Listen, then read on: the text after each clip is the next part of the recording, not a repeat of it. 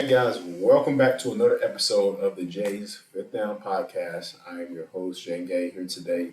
And we're going to be previewing week one of the 2023 NFL season as well as recapping week one of college football. So we'll talk about that and some teams that impressed me, some players that impressed me as well. And I'll get into, like I said, the week one matchup with the Chiefs and the Lions happening on Thursday night. So we'll talk about that and a little bit more. But as you guys can see, I'm in a different recording space right now. For the moment, I just moved in not too long ago to my dorm room, Georgia State. So that's where I'm currently recording from right now. And this might change again soon as far as where my recording space. So, but this is a different area, obviously, than normally where you guys see me record the podcast. So that's if it wasn't obvious already, but.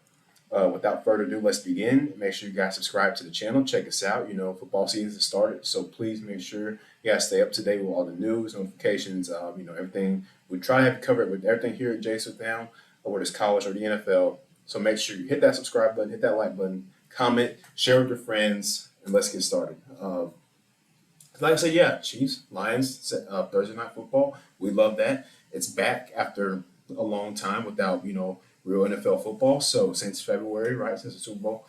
So I'm excited for it. Speaking of the Super Bowl, the Chiefs who won that game are headlining this opener with Detroit. Who close to making the playoffs last year. They didn't make it, but they had a very impressive run to end the year. Ended the year on a high note, if I would say so. I think everybody in Detroit would say so. They ended the year 9-8, so that's always good when you end with a winning record, right? So the things for this matchup that I'm looking forward to seeing as far as matchups. I mean, you know, um, Kansas City, obviously, we know what they can do with their offense. It's lethal.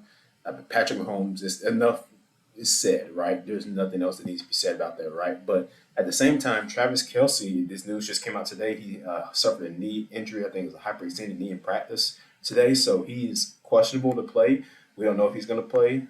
My bet is that he's going to try to give it a go. Maybe you see how it feels in pregame warmups. Run around on a little bit. Because that knee is very serious. Knee, like I said, I played football before, but knee injuries are very serious. You don't want to risk making that worse because if you do, it could be very dangerous. For your health. So we'll see what happens with that and then what the medical staff will do as far as whether he'll be able to play or not. But knowing Travis Kelsey, he's going to try to go out there and play. He's not going to leave his buddy Patrick out there. Mahomes by himself. He's going to try to go out there and play.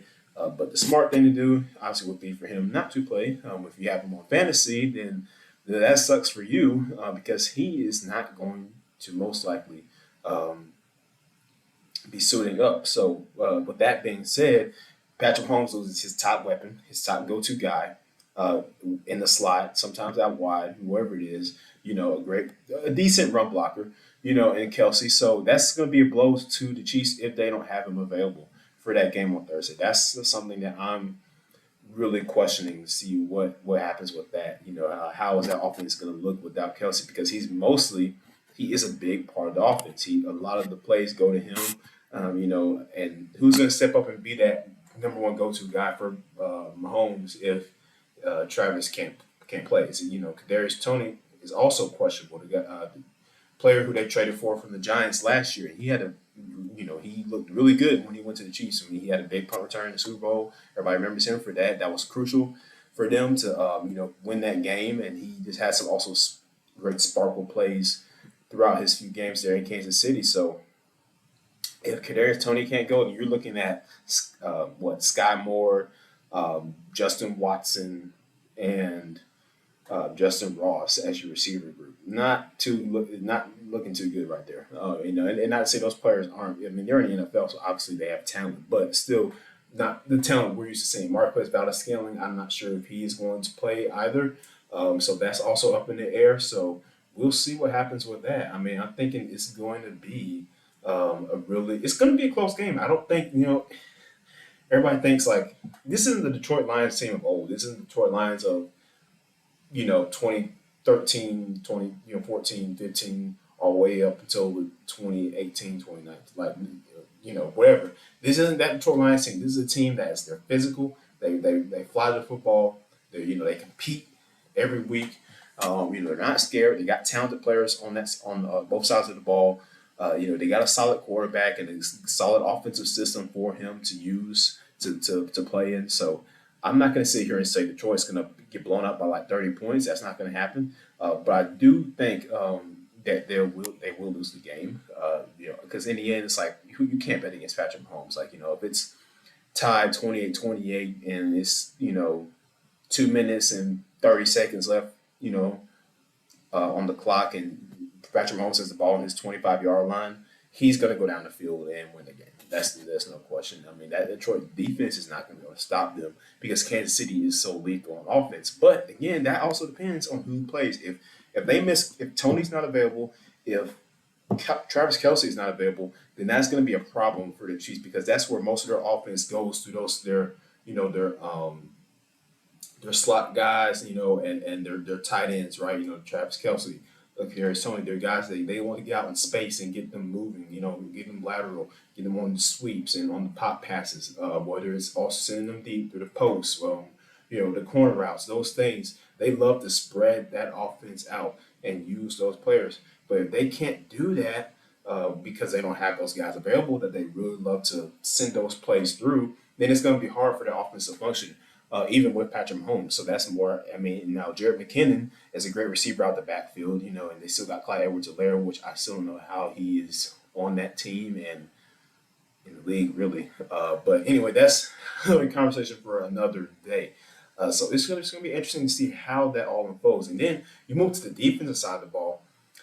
Chris Jones, he still has not got his contract extension yet. Andy Reid said that there is no progress on that right now. There is nothing, no talks ongoing between, them and Chris Jones's party. So it's like, what's going to happen with that? Is he going to even play Sunday?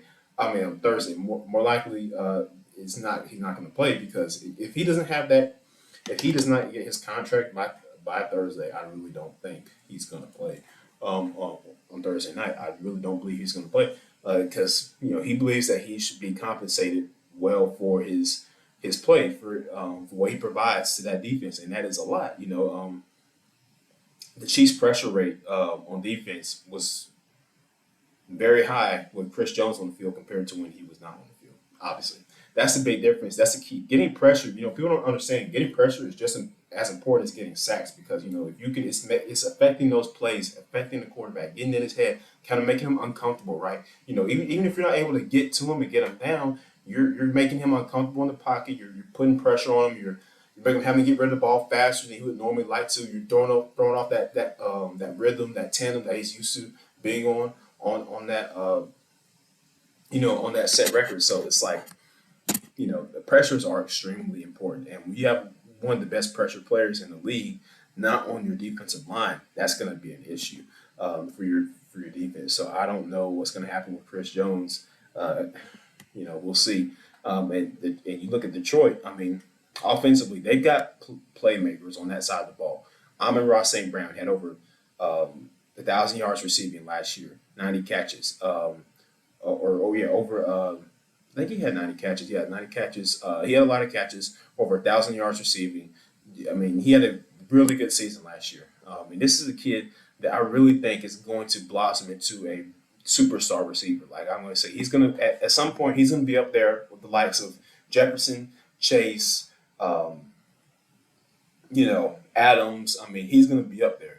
He's going to be up there in those talks with those top receivers in the league. Very soon, like maybe within the next couple of years. I think he's gonna once he takes that next step, once he really just completely jumps up to that next level, and he's not that far from that point, he's gonna be in those conversations. And I love Amon-Ra St. Brown, and then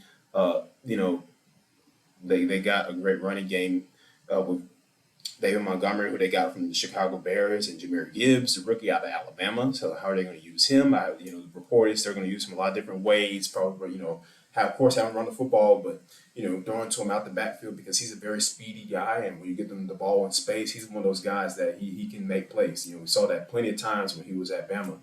So that's something I'm looking forward to watching there for Detroit. And Jared Goff, this guy, threw almost 30 touchdowns last year. He was very close to it.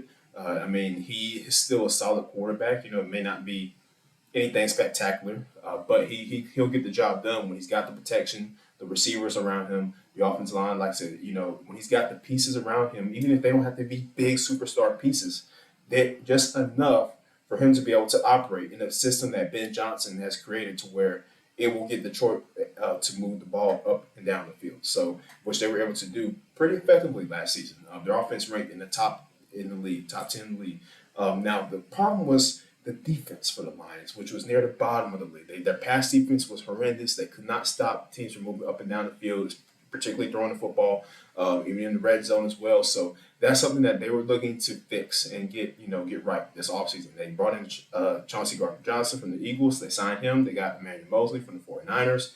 Though they made big moves in their secondary because they realized that if we can't stop teams from throwing the football, we're not gonna win a lot of these games. Even if our offense goes and scores 30, 35 points, if we're giving up 40, that we're not gonna win football games. Football, you can really any sport, you cannot allow as many points as that you score. Defensively, you have to be able to keep that under. You have to be able to score more points than what you're giving up. That's just obvious, right? Because if you don't, you're not going to win the game. So for Detroit, it would be in their best interest to really, like I said, just put emphasis on that side of football, especially in the secondary, making sure that they're not letting teams just rip them apart. Like that's the main thing for me. They got a solid linebacking core as well with Jack Campbell, the rookie from Iowa. I'm interested to see how he plays. He's a guy I'm looking forward to watching as well. But mainly, like I said, the players to look out for for the Detroit Lions, Jahmyr Gibbs, C.J. Gardner-Johnson, Jack Campbell, and of course your studs on the D line, Aiden Hutchinson, those guys, James Houston, who quietly had a very solid season last year, almost 7 sacks, so I mean that's very solid. For his player of his stature, of his skill set, you don't expect that much production from a player like that, because he's not a household name, but he goes and he produces a good solid season. So, and he takes the next step and he continues that. And for the Chiefs, my players to watch out for, Blake Bell, because Jody Fortson, who is on IR, and like I said, Travis Kelce's questionable. So, I mean, it makes me think that he's going to try to play. Maybe they limit his snaps. If Kelce does play, maybe they limit his snaps. So that means Blake Bell is going to probably be getting a lot of attention, So, and he's a solid tight end from when he's played. I don't expect him to get as many targets as Travis would, obviously, if Travis can't go. But he's going to get a fair amount of targets, because again, the Chiefs love to use the tight ends in their offensive system. They love to throw the ball to the tight ends. That's what Andy Reid loves to do. It's a play caller. They believe it creates mismatches that teams cannot stop, and they can't stop it when it particularly is Travis Kelce. So can Blake Bell step up in relief of Travis Kelce if he cannot play? Then Donovan Smith, who they just signed over from Tampa Bay in free agency at left tackle. He's going to be the starting left tackle as of right now. Didn't have the best season last year. Had a lot of penalties. Gave up a good amount of sacks. He's a player that's kind of on the decline.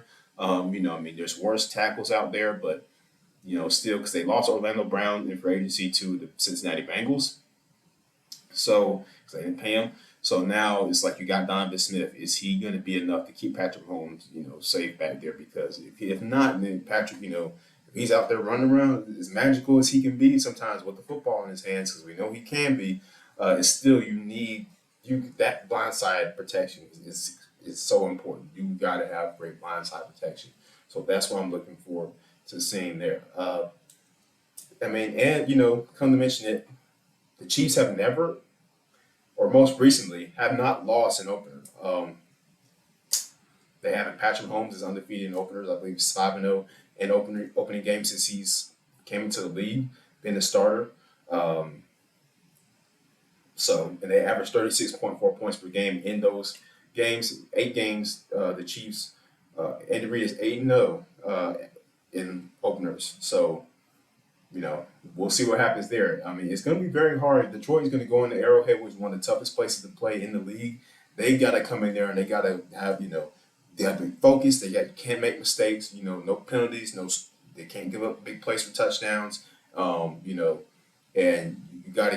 can't turn the football over. can't turn the football over because the Chiefs have a very, very good defense. Well, it's spotty at times, but they have talented players on that defense. Nick Bolton, George Karlaftis is. I'm expecting him to take a big step this year. On that left defensive end side. I mean, they've got a solid defense, and their secondary is young. Because you got Trent McDuffie's only in his second year, Joshua Williams is only in his second year. Those are your starting corners. You got young safety back there, Brian Cook. So it's going to be really crazy to see how Detroit offensively attacks that defense, particularly that secondary, because they are young. Now, Nick Bolton flies around. He's a very smart player. So it would behoove the Detroit Lions to not turn the football over. Don't, just you have to play your game, play smart, like play Detroit Lion football, how Dan Campbell has his teams to play football. We're gonna run it, we're gonna be physical. We're going to hit you in the mouth, and we're going to sprinkle the play action here and there, just work our way down the field. So we'll see what happens there. And there's some other games to watch out for on Sunday as well. Cincy and Cleveland. I mean, Joe Burrow's obviously not going to play because he's hurt. So, you want the Bengals to get off to a strong start even without him. So I would expect to see a game manageable offensive plan for whoever starts at quarterback. For Cincinnati, just enough so they can, just nothing crazy, so they don't turn the football over or risk losing the game. And then, the Cleveland, Deshaun Watson being his first full season with the Browns, so we'll see how that looks like. Then San Francisco and Pittsburgh. I think the Steelers, like I said before on another episode, I think they're going to surprise a lot of people this year. I think they make the playoffs. 49ers, finally got rid of Trey Lance. I mean, maybe a couple years too late. Should have made the pick anyway. But they got rid of him, so now your quarterback room is Sam Darnold, Brock Purdy, so we'll see what happens there. And then the Carolina Panthers and the Falcons. I want to see what Desmond Ridder looks like, in that in the offense with Kyle Pitts and Drake London, Bijan Robinson, all these guys. How are they going to use these players in Atlanta? And then the defensive side of football, will they be able to get stops on third downs? Can they keep teams from crossing over to 50? Every single drive. Can you do that? Can you force punts? Can you force incompletions, turnovers? Can you be physical? Can you stop the ball? That's what I'm looking forward to seeing for Atlanta. And Carolina, we'll see how Bryce Young looks. He's the Bama boy, Heisman winner. So we'll see what happens with that. And then now let's living down on that note. Let's shift into college football. I'm going to do a little quick recap of Week 1. So these are some things that popped out to me as I was watching. It was a huge weekend of college football, as it always is. Love it. For one thing, FSU is seriously legit. Like, let's stop playing around. This team is legit. The Seminoles are legit. They beat LSU last year in the opener, and they beat them this year. And LSU has a solid team usually, but the way it was different this year as opposed to last season. I mean, this season, LSU didn't look as competent as they did. It wasn't as close. It was kind of a blowout type of a game. Not a blowout, but it was a substantial amount of a point differential to where it's like a little bit concerning if you're an LSU fan. That they're impressed with Jordan Travis. I mean, Keon Coleman, the transfer from Michigan State. He looked really good. I like what FSU was building up down there. Clemson is done. They just are. They're not going to get back to where they used to be with Trevor Lawrence. I really started to think now that Trevor Lawrence really made, there was other players too, but Trevor Lawrence was a big part of why Dabo Swinney was successful those couple of years, from 2018 to about 2020 or so. That was just, it was the reason. They were competitive, but because of Trevor Lawrence. I mean, and a couple other players here and there, but he was the most of the main reason. Now those guys are going. For some reason, Clemson cannot find a way to bring in enough talent to suppress to make up for that. And another thing, Colorado. Everybody's talking about Colorado. Travis Hunter, he had a great game. Was playing both ways, defense, offense. I mean, he balled out, and he sure did. They look good. I mean, you put up 45 points against a top 25 team. I mean, yeah, I say, that's a good thing to do. The only thing with me is that, don't overhype it too much. It was a good win, but your defense still gave up 42 points. So that's obviously going to be an area of concern. You can't give up 42 points in college football every week. You're not going to win all those games if you do that. So they got to work on the defense side of football. But other than that, offense looked good. Shador Sanders had over 500 passing yards. This kid is going to be a first round draft pick in the NFL. I'm not saying that just because of this one game, but I mean, if you watch him over at Jackson State, I mean, in high school, even he's a very solid quarterback. He's a guy that, I mean, he could be a top 15, top 20 pick in the next drafts or the draft that he enters. So those are just some notes there I have from week one of college football and obviously previewing week one of the NFL 2023 season. So we finally made it, guys, to football. Football is back. I'm excited. Make sure you guys catch the Chiefs and the Lions at 8:20 Eastern Time on NBC and streaming on Peacock on Thursday night.